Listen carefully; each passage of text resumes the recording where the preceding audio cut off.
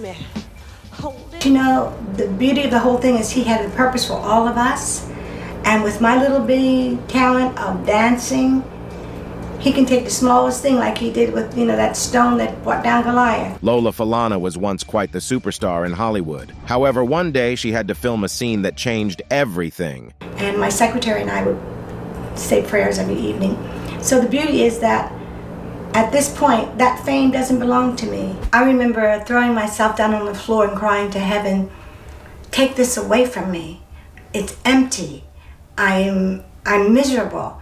It's not fulfilling. Many people believe that The Clansman is one of the top 50 films of all time. Well, it probably is. To put it in context, The Clansman takes place just after the Voting Rights Act went into effect. It is not lost on any of the residents of this nameless Alabama county that there is a black majority out there, and if they begin voting now, much of the power structure will be drastically altered. It serves as the foundation for the Ku Klux Klan's existence. David Huddleston's dual roles as mayor and grand exalted cyclops of the local KKK chapter have been a familiar narrative in Alabama for centuries. Lee Marvin is the local sheriff, and he believes that his role is to maintain the town's good name and keep the calm. Bringing offenders to justice comes second in his mind, as evidenced by his deeds. Richard Burton is a local landowner whose family has long been hostile to the area's traditions. His great-grandfather, in fact, was a judge who was executed for opposing secession prior to the Civil War. He retains a number of elderly blacks as rent-free tenants, which irritates certain people in town. Anyway, both of their efforts are for naught since there is one violent clash at the end. The Klansman relies heavily on racial and other stereotypes throughout the film. It also has a confused message at the conclusion,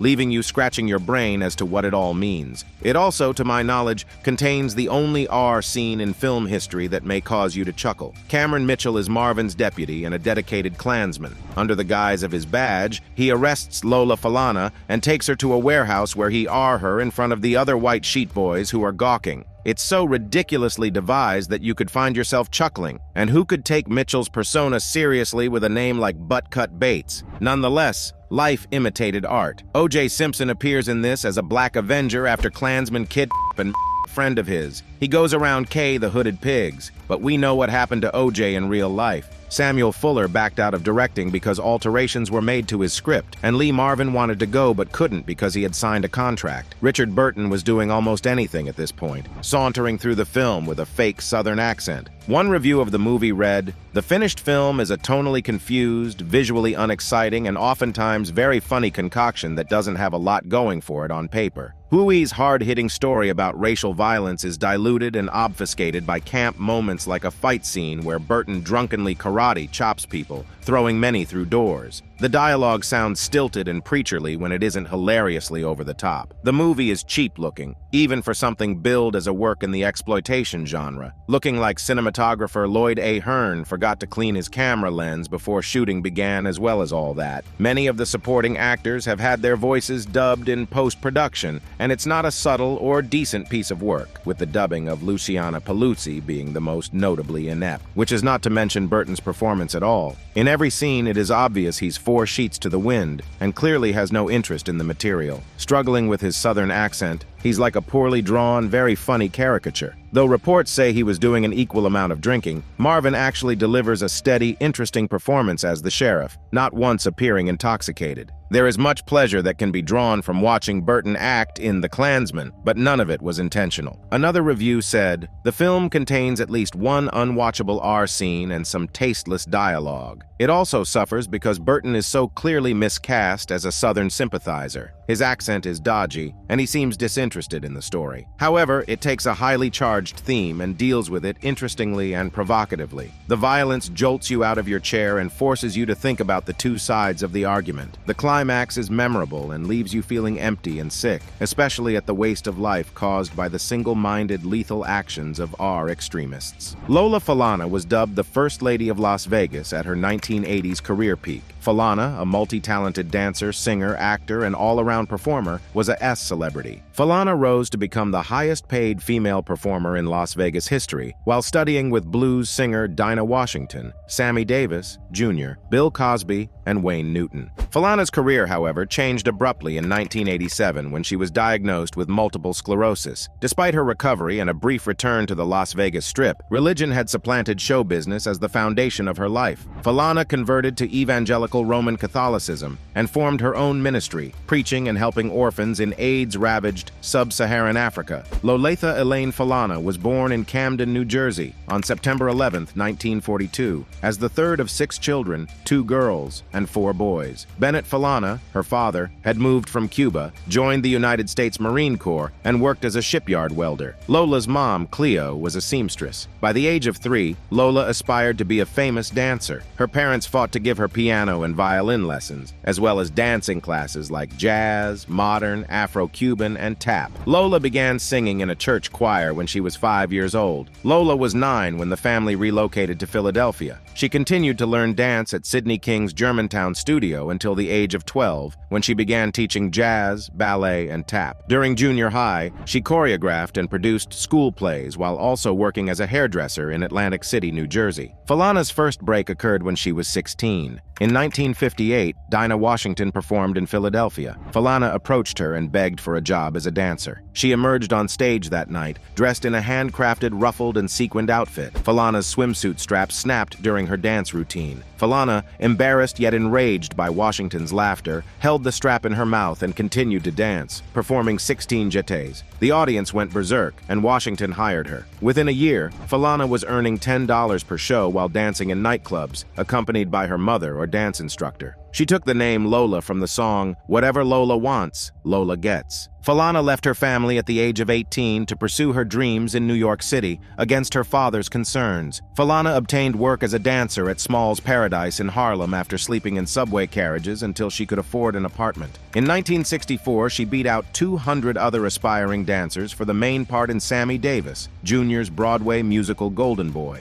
Davis advanced Falana's career, and suspicions about their connection circulated. Falana later revealed that she was in love with Davis at the time, but her work always came first. Falana recorded her first single, My Baby, for Mercury Records in 1965. She featured on Hullabaloo and recorded the songs Coconut Grove and Working in the Coal Mines. Falana made her cinematic debut in 1966 with A Man Called Adam, which starred Sammy Davis, Jr. Since the 1960s, she was frequently featured as Beauty of the Week in Jet magazine. Falana spent the late 1960s in Italy, where her singing and dancing propelled her to prominence. She has been in television commercials and on the covers of Italian magazines. Falana featured in 3 Italian films, including the spaghetti western Lola Colt. She spoke fluent Italian, although her voice was dubbed in the films. Falana was twice voted the best performance of the year by her Italian audience. Falana and pop singer Feliciano Butch Tavares married in 1970. However, their rigorous work and extensive travel left them with little time to be together. They divorced on amicable terms in 1975. After 5 years in Italy, Falana began appearing on American television. She appeared on The Merv Griffin Show, The Tonight Show with Johnny Carson, The Mike Douglas Show, and a number of variety and game shows. She appeared as a guest in several television shows, including The FBI, The Mod Squad, and The Streets of San Francisco. Falana rejoiced at the chance to star in the 1970 film The Liberation of L.B. Jones, but the picture was panned as melodramatic and exploitative.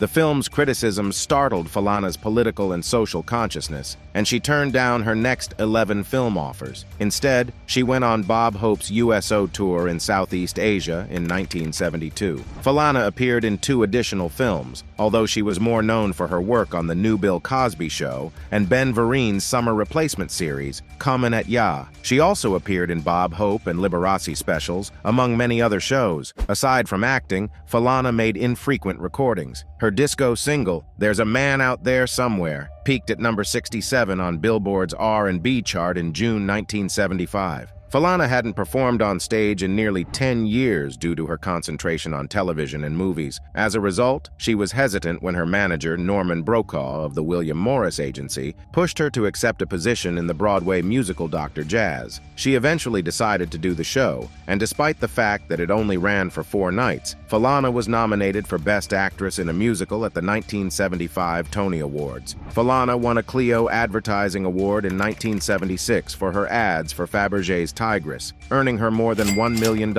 It was the first time a black lady had represented a major perfume brand. Between December 1976 and March 1977, Falana had 4 popular ABC television specials. When these programs did not lead to a regular television series, she hired Mark Moreno as her new manager. Falana's nightclub performances in Las Vegas and around the world propelled her to stardom. Wayne Newton appeared in Las Vegas more than any other act, 30 weeks per year, and Moreno became Falana Newton's co-star, playing to packed crowds at the Sands, Riviera, and MGM Grand hotels. In 1979, Falana had her own show at the Aladdin Hotel and Casino. Her earnings from the Strip were second only to Newton's, at $2 million a year for 20 weeks. Falana and Sammy Davis, Jr. co-hosted Ebony's American Black Achievement Awards on television in 1980. Her free appearances included a fundraiser for hotel workers in 1980, the Lou Rawls Parade of Stars telethon for the United Negro College Fund, and the Jerry Lewis Labor Day telethon for muscular dystrophy. Falana was cast in 1984 as Charity Black, a show business mogul, in the CBS soap opera Capital. Despite her accomplishments, Falana felt dissatisfied. She had kept a diary since she was 11 years old,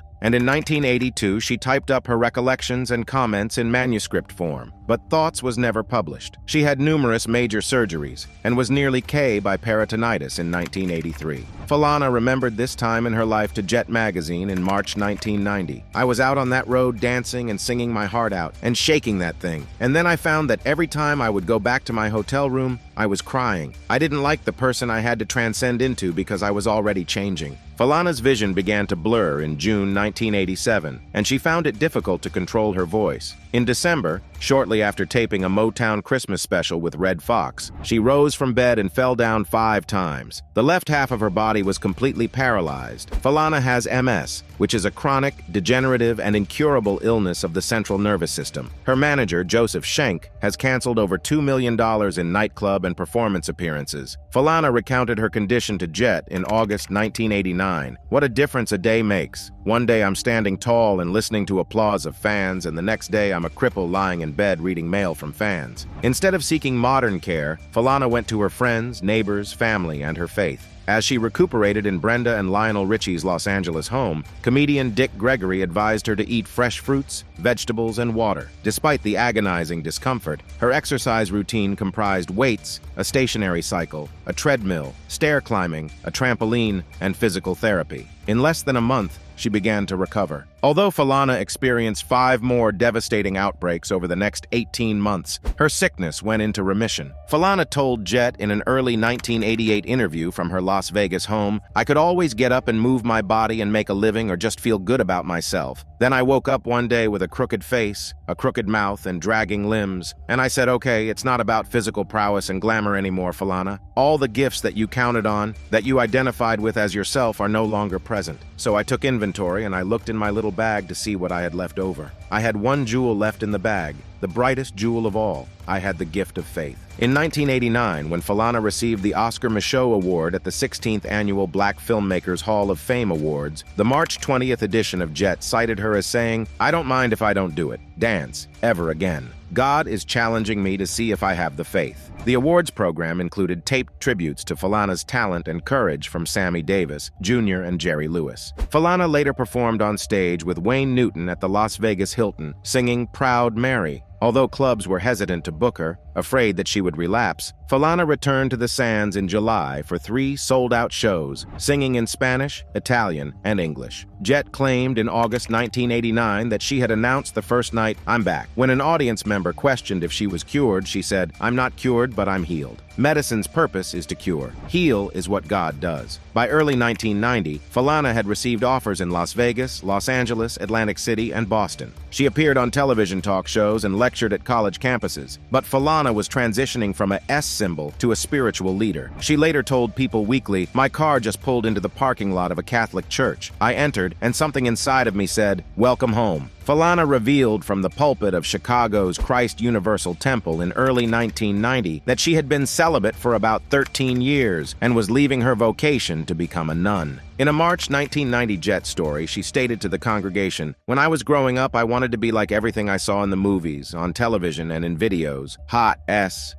I went and studied hard to learn how to be hotter and S and more appealing to the world. The mother of Jesus. They call her Our Lady. That's the image of a lady I want to be. I don't want to boogie when I walk. I don't want to shake that thing no more. I just want to be a lady." Falana stated on her Lambs of God website that she became a Catholic in a Carmelite convent on Christmas Day, 1991, after seeing the stigmata in a video and seeing the Virgin Mary. Falana returned to Philadelphia, replacing her sequins and provocative costumes with a plain crucifix, and settled into a 2-story brick home in a quiet area with her mother, Cleo Twine, and stepfather. Falana went on tour again, this time testifying to her Catholic evangelical faith and providing motivational speeches. She introduced the video Bridging the Tears, which is about post-abortion trauma. In the 1996 documentary Miracles and Visions, Fact or Fiction, Roma Downey offered an in-depth examination of Falana's miracle MS cure. In 2002, Falana established the Lambs of God Ministry, a new Catholic apostolate. The ministry began collaborating with Save Sub-Saharan Orphans, SSSO, a grassroots organization dedicated to assisting the 13 million children in sub-Saharan Africa who have been orphaned by the AIDS epidemic. Over 1 million of these youngsters are infected with HIV/AIDS. The SSSO provides funds to support orphanages with shelter, medical treatment, and educational materials. On March 20th, 2003, Lola Falana appeared on Trinity Broadcasting Network's Praise the Lord television program, where she discussed her life and work with SSSO. She is now 81 years old, hasn't performed in over 20 years, and few people recognize her name, despite how memorable it is. She may have donated it to tracks like Detroit electro-funkier B. Calloway, Black Rock Revival's wah-wah-driven single, rapper Ming 72, and others, but her music is not available on iTunes or Spotify. Nonetheless, for more than a decade beginning in the mid-1960s, she demolished stereotype, ruled the entertainment world across numerous platforms, from stage acts to movies, and served as a powerful and hilarious role model for many young black women. Do you think there's an unfair bias surrounding how black actors and actresses are manipulated and exploited in Hollywood? Let me know in the comments.